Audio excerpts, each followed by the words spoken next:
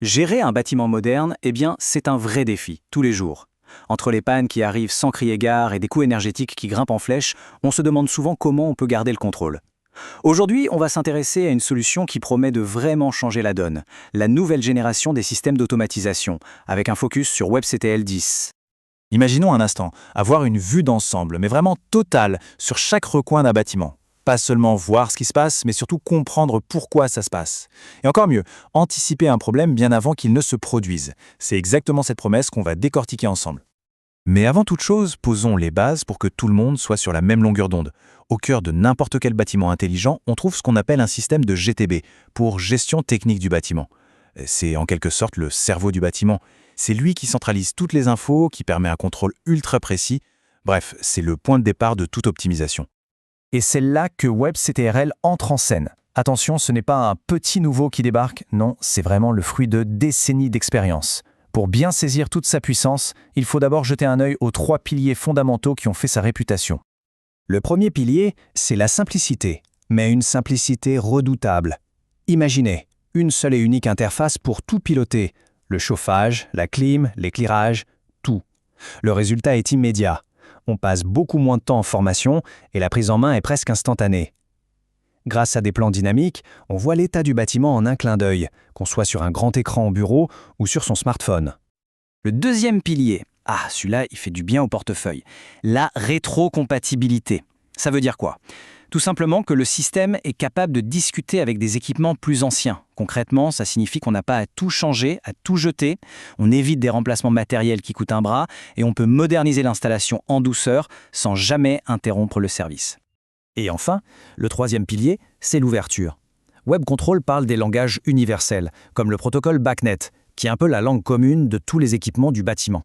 L'avantage est énorme, pas de verrouillage propriétaire. Le système peut s'intégrer sans problème avec des tas de produits et de logiciels différents. Ça garantit une flexibilité maximale pour l'avenir. Bon, avec des fondations aussi solides, on peut se demander ce que la nouvelle génération pouvait bien apporter de plus. Eh bien, c'est là que WebCTR 10 fait un véritable bond en avant.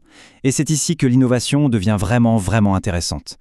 Prenez cette fonctionnalité Trail Guide TM. Il faut voir ça comme un GPS pour les techniciens. Quand il y a une alerte, au lieu de chercher à l'aveugle, l'outil va carrément cartographier tous les liens entre les systèmes. Il permet de remonter le fil, de la conséquence jusqu'à la cause exacte du problème. Le gain de temps et d'efficacité est juste énorme. WebCTRL 10 propose aussi une double approche pour la sécurité des données. D'un côté, on a les sauvegardes locales, en direct, qui se font sans rien interrompre et qui donnent un contrôle total. De l'autre, on a l'option Cloud, qui permet d'externaliser tout ça.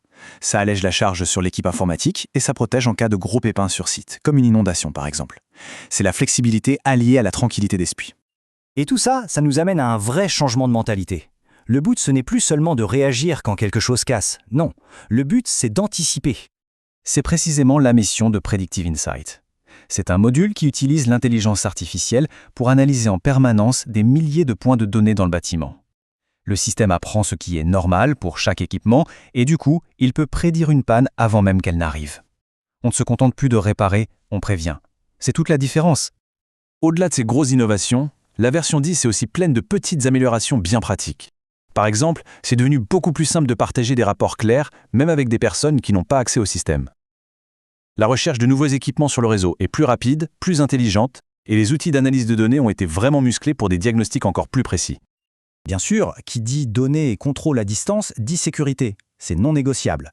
WebCTRL 10 intègre les tout derniers standards de protection, notamment le protocole TLS 1.3 avec un chiffrement de 256 bits.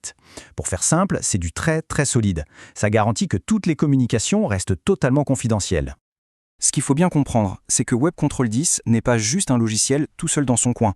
En fait, c'est le cœur battant d'un écosystème bien plus vaste. Cet écosystème, il comprend le logiciel bien entendu, mais aussi tout le matériel. Les contrôleurs physiques, comme la gamme Optiflex, des packages préconfigurés pour simplifier l'installation, et bien sûr, la connexion aux services d'intelligence artificielle. C'est cette intégration parfaite entre tous les éléments qui garantit une performance et une fiabilité à toute épreuve. Alors face à toutes ces options, la question qui se pose, c'est quelle est la bonne version pour soi ? Chaque bâtiment est différent et c'est pour ça que WebCTRL 10 se décline en plusieurs éditions pour coller à chaque besoin spécifique. En fait, l'offre est pensée pour s'adapter à toutes les tailles. Pour les petites et moyennes installations, les éditions Standard et Advantage sont parfaites. Elles sont définies par un nombre de points de contrôle, ce qui est juste le jargon pour dire le nombre de capteurs ou d'appareils qu'on peut gérer. Pour les très grands sites, comme un campus par exemple, on passe sur l'édition Premium, qui n'a aucune limite. Il y a aussi l'édition Cloud, qui offre la même puissance mais sans avoir à gérer de serveurs. Et enfin, une version très spécifique, Life Science, pour les secteurs comme la pharma qui ont des normes de conformité extrêmement strictes.